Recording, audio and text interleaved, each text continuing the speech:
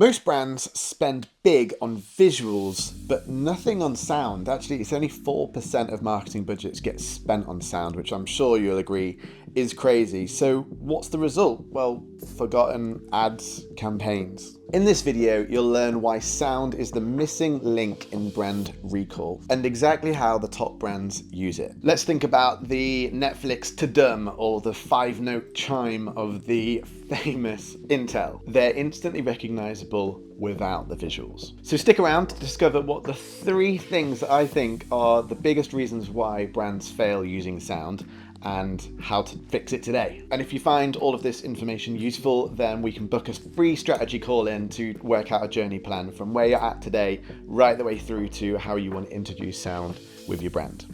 Okay, so let's delve into those 3 points. Why brands without sound struggle to stand out, not sound out.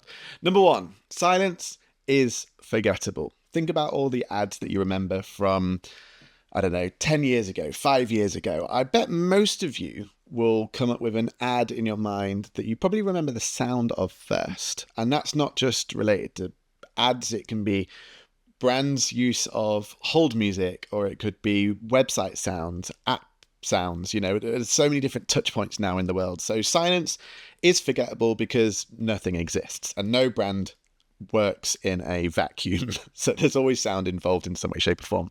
Audiences are overstimulated visually nowadays. I think I saw a stat where it's like we get 10,000 pieces of information before lunchtime every single day. That's crazy. How are we going to cut through that noise?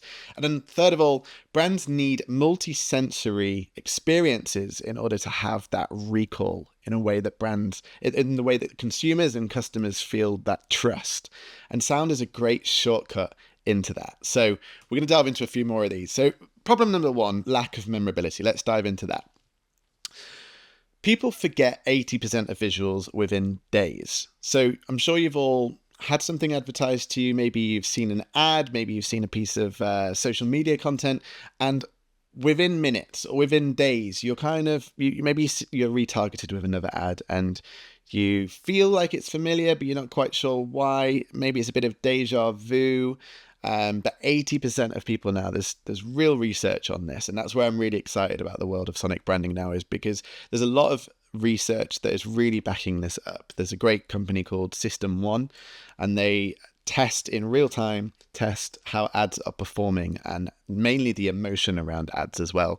They just did a whole research project with TikTok themselves, and sound was in the top 3 of the most important assets, the most effective assets for brand recall and translation of emotions, which blew my mind. We're now in the top 3 as an industry of ways that people will remember brands. Sound triggers emotional and memory centers faster. So what do I mean by this? Well, emotions are processed by the brain 100 million times faster when it's sound induced. So sound triggers an emotion in our human, whatever you want to call it. So sound triggers an emotion in all of us, and our brain actually processes those emotions when we're listening 100 million times faster than how our brain processes the emotion of visuals. 100 million. So that's not like 5 or 10 times, that's 100 million times faster. And therefore, it triggers the memory center part of our brain 100 million times faster because it's all in that same connected. There's a whole science behind it. I won't go too much into it today, but you can take my word. This is real research, and sound triggers emotion and is processed by the brain 100 million times faster. I can't say that enough because it just blows my mind as just a fact to back up any use of sound within a brand. Within audio cues, brands blend in. Without audio cues, brands blend into the noise. And that is so true, and especially social media nowadays. There's so many trending songs, there's so many trending pieces of music. Maybe your team are left at the helm of choosing what music to use with your brand, and there's no audio guidelines.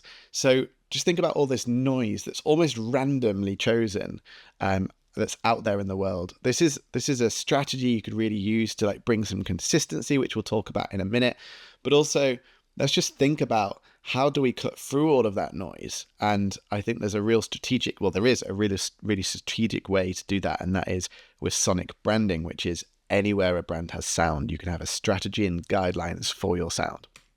So that's memorability. And missed consistency. We've just touched on this a little bit, but visuals vary across platforms. And I mean that in the sense that each platform has its own format. And we can even include website formats. We can include like Google formats, YouTube videos, Instagram, which is pictures and visuals now with Reels. We've got TikTok. We've got Snapchat. I mean, it's endless how many different touch points there are now. X, which used to be Twitter. All these visuals are different per platform. So audio identity provides one unifying thread between all of those platforms, wherever you've got sound. So YouTube, generally speaking, like we're watching now, is landscape, but Instagram, Reels, and TikTok is portrait. So how do we get some kind of consistency amongst all of the content that's going out there? Audio does provide that unifying thread. An example is McDonald's, I'm loving it. That jingle works across TV campaigns, it works across radio, it works across smart speakers, TikTok, you name it. That, I'm loving it. That can go anywhere on any platform and it will still be relevant. And that is a tool that is completely and uniquely available with audio and sound. Problem number 3, lost emotional connection. Music and sound is the shortcut to emotion. I think we can all agree with that by this stage. Whatever you hear, you can tell what kind of content you're going to receive in terms of the energy and the emotion of it by whatever sound we are hearing. And ads without sound generally has a weaker impact. I've seen some amazing ads that have no, and films even, that have no music whatsoever. And it's unusual because you actually notice there's no music more than the films and the campaigns that have music, because it's the anomaly at the moment, which I think is very smart. But on the whole, let's say even sound effects are considered as sound. If you were to mute a film, if you were to just watch something in silence, it's definitely a weaker impact. So we're not just talking about music here. It considers the voiceover that you're using. In the UK, we hear the Go Compare Man all the time. Or McDonald's in the UK, we have, is it Sean Penn? There's so many different ways we can be thinking about sound, and it's not just music. Like I said at the start, sonic branding, as far as we are concerned at Hear Me Out, is anywhere a brand has sound whatsoever. And without it, it's definitely a weaker impact. So I guess on that point, it's a weaker impact. And are you considering how sound is currently being used within the brand or within your work? A lot of brands are, well, I've yet to find a brand that is completely silent. So any brand has a sound already, but are you aware of what that sound is already? Is a good question to ask. Data. Consumers are more likely to recall a business if it uses brand congruent music. And that is an increase by 90%. It's more likely by 96%.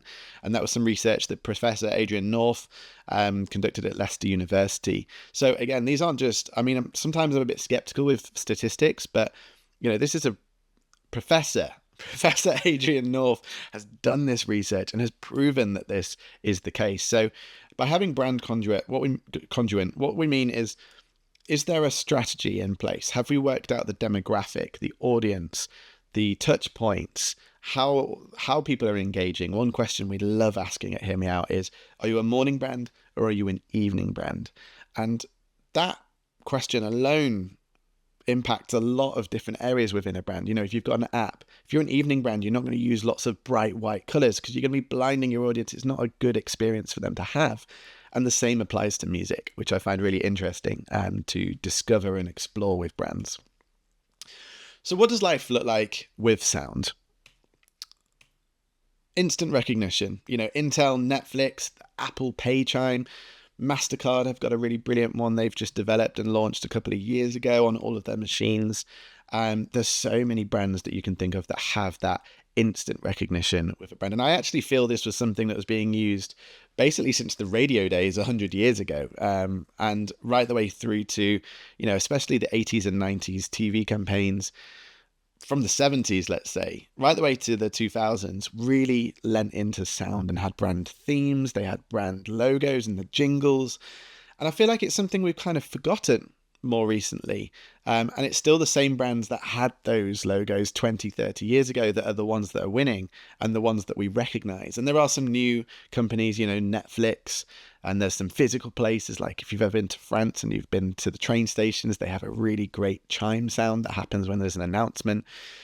These are all emotional triggers, and they're instantly recognizable. And every brand has the ability and access to be able to introduce those. Stronger emotional resonance, we've just touched on that a little bit, but it's such a missing piece, but it's something every brand is working towards at the minute. Every brand has tools that are trying to achieve that. So the visuals of fonts and colors and logos, they're the majority of the conversations that happen with brands, and then they're very rarely touching in on the sound. And you might be thinking, our sound's quite expensive to invest in, etc. But it's no more expensive than visuals to invest in. And yet every brand knows to invest in video for social media or video content as advertisement or internal communications. If you're a huge brand out there, spend so much money filming an amazing video and then stick some really corporate music on it, and everyone goes, oh, this is going to be boring. And that's a very true, or you're on hold music to a company that you're having a lot of trouble with. And what music is being played in that moment, because that's going to trigger that same emotion every time you're on the phone. So can it be explored better? I was on the phone on hold with a company the other day, and they started playing moments from their podcast. And I thought that was really interesting. It gave me interesting information when I was on hold. It wasn't just the usual hold music that I hear being used by multiple companies at the same time. I had a really bad experience with a car company who used a piece of music, and then I was on hold with a company I actually really loved, and then I heard the same music, and it just triggered all of those like bad feelings I had straight away. So music is a huge trigger of emotion. One more I'll share with you. I actually found a tobacco company that was using a piece of music on their advertising, and then later down the line we were speaking to a health brand, and I couldn't believe it, but I heard the same piece of music. They'd obviously used the same piece of music from the same stock library, and you're sharing that with, those two brands are sharing the impact of that music. Blew my mind, but you can imagine the health company changed their music pretty quickly. That was probably the quickest client we've ever gained. So higher recall equals higher sales. This is a really a traditional way to look at sales and marketing. We all want higher recall. They're the cheaper clients to bring back into our ecosystem. We don't have to spend as much on marketing. So if we can increase the recall, we can increase those sales and those recurring sales that are cheaper to acquire. So sound is a great way. Why not add sound into your tools of brand recall, how you're going to approach that conversation with your audience? Okay, summary.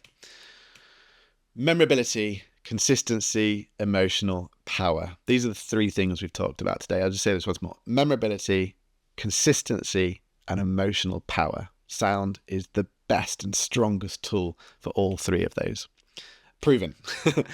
Don't let your brand go unheard. If you have no sound, if you have no distinct assets that people relate to your brand, and let's be honest, I'm a massive advocate of creating your own brand assets here with sound, because if you're licensing a huge famous song, not only is that really expensive, but you're at the helm of their recognition. Their reputation is held against your brand as well. So I'm a huge fan of creating assets yourself, and it doesn't have to be expensive. In fact, we've worked out with some brands that we now work with that the cost, the amount they were investing into music in terms of their team editing and choosing the music, and choosing quite often the wrong type of music, there was a cost to that, and it's averages about £7,500 a year in staffing costs for editors to be choosing music, editing that music, and using it in video content.